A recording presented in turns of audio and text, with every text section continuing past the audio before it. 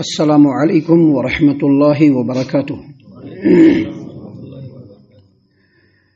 اعوذ باللہ السمیع العلیم من الشیطان الرجیم من حمزہ ونفخہ ونفثہ۔ بسم اللہ الرحمن الرحیم۔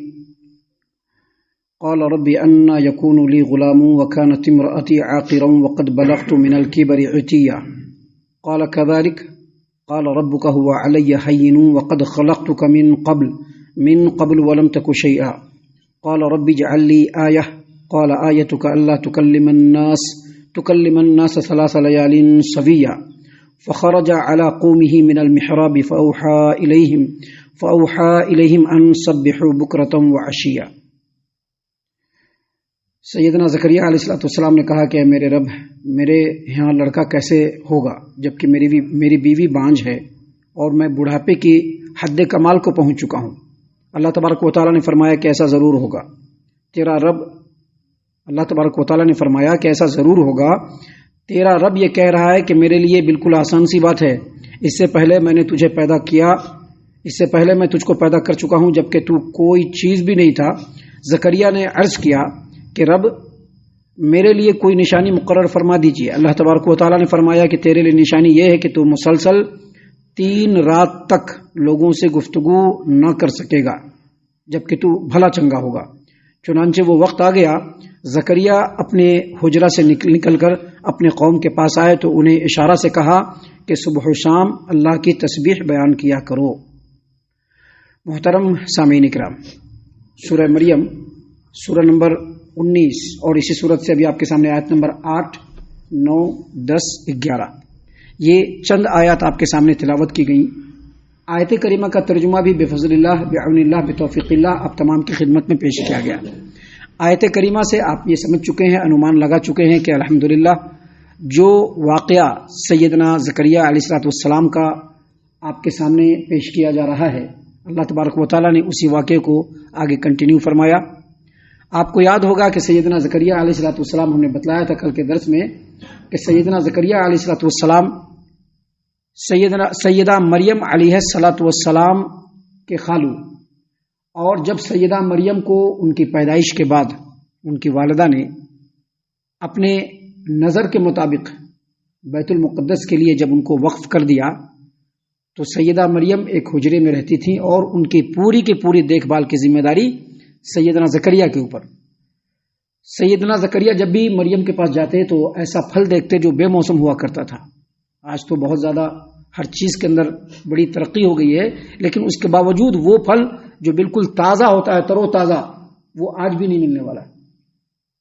سیدہ مریم کے گھر میں جاتے دیکھتے کہ ایسا پھل پڑا ہوا ہے جو بالکل تازہ ہے، لگتا ہے کہ ابھی پیڑ سے توڑ کر کے لایا گیا ہے، اور اس پھل کا وہ موسم بھی نہیں ہے۔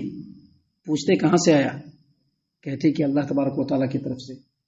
اللہ کے نیک بندے اور اللہ کے نیک بندوں کے دلوں میں ہمیشہ اللہ تبارک و تعالیٰ پر اس قدر بھروسہ ہونا چاہیے کہ ویسا بھروسہ کسی پر نہیں ہو، سب سے زیادہ یقین۔ سیدنا زکریا نے دیکھا کہ جب رب العالمین بغیر موسم کے پھل دے سکتا ہے تو میں بوڑھا ہو چکا ہوں، میری بیوی بانجھ ہو چکی ہے، اس کو بچہ کیسے نہیں ہو سکتا؟ رب العالمین کے لیے تو ہر چیز آسان ہے۔ اسی لیے جب کچھ مانگا جائے اب اللہ تبارک و تعالیٰ سے، جب کچھ مانگا جائے اللہ تبارک و تعالیٰ سے تو پورے قبولیت کے یقین کے ساتھ، شک و شبہ کر کے نہیں مانا کہ پتہ نہیں میرا رب دے گا کہ نہیں دے گا۔ رب کے لیے کوئی چیز مشکل ہے؟ کوئی چیز مشکل نہیں ہے، کوئی چیز مشکل نہیں اللہ تبارک و تعالیٰ کے لیے۔ کسی چیز کو کرنا ہو تو رب کو صرف کہنا ہے کن، اور وہ چیز ہو جائے گا۔ وہ توکل اور یقین ہونا چاہیے۔ اسی توکل اور یقین کے ساتھ سیدنا زکریا علیہ السلام نے اپنے بیوی کے بانجھ ہونے کے باوجود اور خود سخت بوڑھا کھوسٹ ہونے کے باوجود رب العالمین کے بارگاہ میں دعا کیا اور کہا کہ اللہ،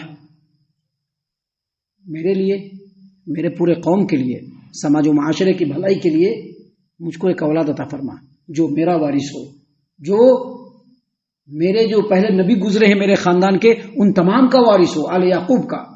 اللہ تبارک و تعالیٰ نے یحییٰ دیا، یحییٰ دینے کا وعدہ کر لیا، اور فوراً اللہ تبارک و تعالیٰ نے بھیج دیا فرشتے کو، وحی بھیج دیا اور کہا کہ جا کر کے زکریا کو بشارت سناؤ، خوشخبری سناؤ کہ اس کے ہاں ایک ایسا لڑکا پیدا ہوگا جو سردار ہوگا، جو بالکل پاک دامن ہوگا، جو نبی ہوگا، جو صالحین میں سے ہوگا، اور جس کا ایسا نام پڑے گا جیسا نام کسی کا اس سے پہلے نہیں تھا، یعنی اس کا نام یحییٰ ہوگا۔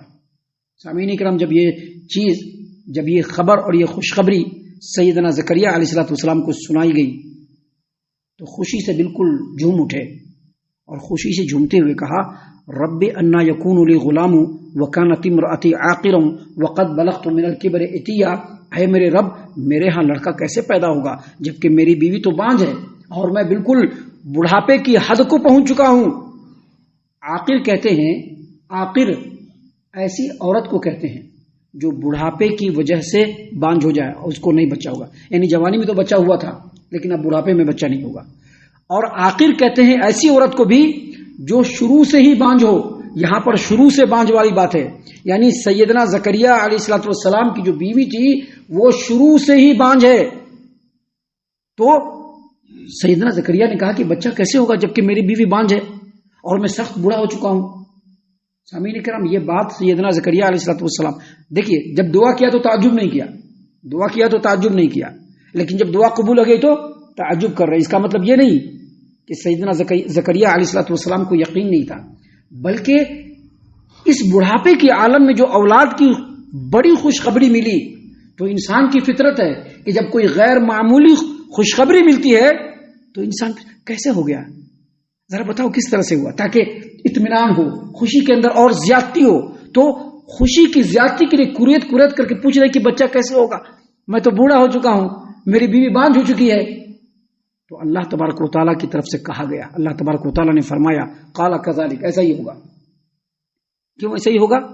اللہ نے مزید فرمایا کہ ربک هو علی ہین، تمہارے رب کے اوپر یہ بالکل آسان بات ہے، یہ کوئی بہت مشکل بات نہیں ہے۔ آگے مزید کہا وقد خلقتک من قبل ولم تک شیئا، تم کو بھی تو تمہارے رب نے پیدا کیا، تم کوئی چیز تھے۔ جب ہم لوگ اپنی پیدائش کے پہلے کے بارے میں سوچتے ہیں، جب ہم لوگ اپنے ماؤں کے پیٹ میں جو ہے حمل جب ہم لوگوں کا قرار پایا تھا، اس سے پہلے ہم لوگوں کو کوئی وجود تھا؟ کوئی وجود نہیں تھا، لیکن رب نے وجود دیا نا۔ تو جو رب، جب کہ ہم لوگ کچھ بھی نہیں تھے اور رب نے ہم لوگوں کو وجود دیا، تو کیا رب یحییٰ کو پیدا نہیں کر سکتا ہے؟ ضرور پیدا کر سکتا ہے۔ اسی بات کو اللہ نے فرمایا کہ ایسا ہی ہوگا، کیونکہ تمہارے رب نے یہی فرمایا ہے ربک هو علی ہین، تمہارے رب کے اوپر یہ بالکل آسان بات ہے۔ وقد خلقتک من قبل ولم تک شیئا، جبکہ تم کچھ بھی نہیں تھے، تمہارا کوئی وجود نہیں تھا زکریا، رب نے تم کو جب پیدا کر دیا تو یحییٰ کو کیوں نہیں پیدا کرے گا اللہ تبارک و تعالیٰ؟ ابھی اسباب پیدا کرنے والا بھی تو اللہ ہی ہے نا، ہم انسان ہیں، ہمارے اندر اللہ تبارک و تعالیٰ نے جو دیا ہے نطفہ، اور عورت کے اندر جو دیا ہے اس کو ایکسپٹ کر کے پھر اس میں حمل قرار دینے کا، یہ سبب کون پیدا کرنے والا ہے؟ یہ سارے اسباب رب پیدا کرنے والا ہے۔ تو رب کے لیے کوئی چیز مشکل نہیں ہے، تو اس کو بچہ پیدا ہوگا، تم کو بالکل اطمینان رکھنا ہے۔ سامعین کرام، جب یہ بات کہہ دیا اللہ تبارک و تعالیٰ نے، تو سیدنا زکریا علیہ السلام نے مزید اطمینان کے لیے پوچھا ربی اجعل لی آیہ، ٹھیک ہے، ہم کو یہ خوشخبری جب ملے گی اس کی کوئی نشانی اور علامت بتلا دیجئے کہ جب یہ وقت آئے تو مجھ کو سمجھ میں آ جائے کہ اب میرے ہاں بچہ پیدا ہوگا، خوشخبری کا وقت آ چکا ہے۔ تو اللہ تبارک و تعالیٰ نے جواب میں کہا کہ آیتک اللہ تکلم الناس ثلاث لیال سویا، لیالن کا مطلب ہوتا ہے راتیں، لیکن یہاں پر لیالن سے مراد دن اور رات دونوں ہے۔ لیل جو ہے نا، لیل کا مطلب ہوتا ہے رات، لیالن کئی راتیں، لیکن یہاں پر صرف راتیں نہیں مراد ہے بلکہ دن اور رات دونوں مراد ہے۔ اور سویہ کا مطلب یہ ہے کہ بالکل بھلا چنگا، جس کو کوئی پریشانی نہیں ہو۔ مطلب یہ ہے کہ زکریا کسی بیماری کی وجہ سے تمہاری بولی بند نہیں ہوگی، بلکہ اللہ تبارک و تعالیٰ اپنی قدرت سے تم بھلے چنگے رہو گے، تمہاری زبان بھی ٹھیک رہے گی، تمہاری قوت گویائی بھی رہے گی، لیکن پھر بھی تم لوگوں سے بات نہیں کر پاؤ گے۔ یہ نشانی ہے، جب یہ بات تم کو دکھے تو سمجھ لو کہ تمہارے یہاں خوشخبری ہو گئی اور اب تم کو یحییٰ ملنے والا ہے۔ وقت آ گیا، اللہ تبارک و تعالیٰ نے فرمایا فخرج علی قومہ من المحراب، محراب میں عبادت کر رہے ہیں۔ محراب جو ہے یہ حرب سے ہے، اور یہاں پر محراب کا مطلب عبادت خانہ۔ جب آدمی عبادت خانے میں ہوتا ہے، مسجد میں ہوتا ہے، تو انسان ایک تو اللہ سے قریب ہوتا ہے اور دوسرا شیطان سے لڑ رہا ہوتا ہے، شیطان کو مات دے رہا ہوتا ہے. اس لیے محراب کہا گیا ہے عبادت خانے کو. عبادت خانے میں زکریا علیہ السلام ہے. اچانک ان کو محسوس ہوا کہ زبان ہے لیکن گفتگو نہیں کر سکتے ہیں، تو فوراً محراب سے باہر نکلے اور لوگوں کو نصیحت کرتے ہوئے کہا. اللہ تبارک و تعالیٰ نے فرمایا فخرج علی قومہ من المحراب، محراب سے باہر نکلے، فاوحى الیہم، اور لوگوں کو حکم دیا. کیا حکم دیا؟ ان سبحوا بکرۃ وعشیا، صبح و شام، عصر کے وقت اور فجر کے وقت. یہاں عشیا بکرۃ وعشیا سے مراد عصر اور فجر، لیکن یہاں پر صبح و شام مراد لیا جائے گا کہ انہوں نے حکم دیا اپنے تمام لوگوں کو کہ صبح و شام اللہ تبارک و تعالیٰ کی تسبیح بیان کرو. کیا مطلب یہ ہے کہ جب کچھ اللہ تبارک و تعالیٰ کی طرف سے نعمت ملے، کچھ خوشخبری ملے، یا انسان پریشانی کے عالم میں ہو، جس عالم میں بھی ہو، کثرت سے اللہ تبارک و تعالیٰ کی تسبیح بیان کرے، کثرت سے اللہ تبارک و تعالیٰ کو یاد کرے، کثرت سے اللہ تبارک و تعالیٰ کا ذکر کرے. یہی اصل میں اللہ تبارک و تعالیٰ کے شکریہ کی ادائیگی کا معمولی طریقہ ہے. اور اگر انسان پریشانی میں ہے اور کثرت سے اللہ کی تسبیح بیان کرے گا، کثرت سے اللہ کا ذکر کرے گا، تو جو پریشانی اللہ تعالیٰ اس کو ٹال دے گا. سامعین کرام، ابھی واقعہ اور بھی آگے اللہ تبارک و تعالیٰ نے بیان فرمایا ہے، جس کو انشاءاللہ کل ہم آپ کے سامنے پیش کریں گے. ہم اللہ سے دعا کرتے ہیں کہ اللہ تعالیٰ ہم تمام کو ان باتوں کے اوپر غور و فکر اور تدبر کرنے کے ساتھ ساتھ اللہ تعالیٰ ہم تمام کو اللہ اور اس کے رسول صلی اللہ علیہ وسلم کا مطیع و فرما بردار بنائے. آمین. اللہ تعالیٰ ہم تمام کو صحیح معنوں میں پکا سچا مومن مسلمان بنائے. اللہ اور اس کے رسول صلی اللہ علیہ وسلم کی اطاعت و فرما برداری کرنے والا بنائے. صحابہ کرام رضی اللہ عنہم کے طریقے پر چلنے والا بنائے. جنت الفردوس میں جگہ عطا فرمائے. اے اللہ ہم تمام کو جہنم سے پناہ دے. اے رب العالمین ہم تمام کو جہنم سے پناہ دے. اے مالک الملک ہم تمام کو جہنم سے پناہ دے. آمین یا رب العالمین. وما علینا الا البلاغ المبین.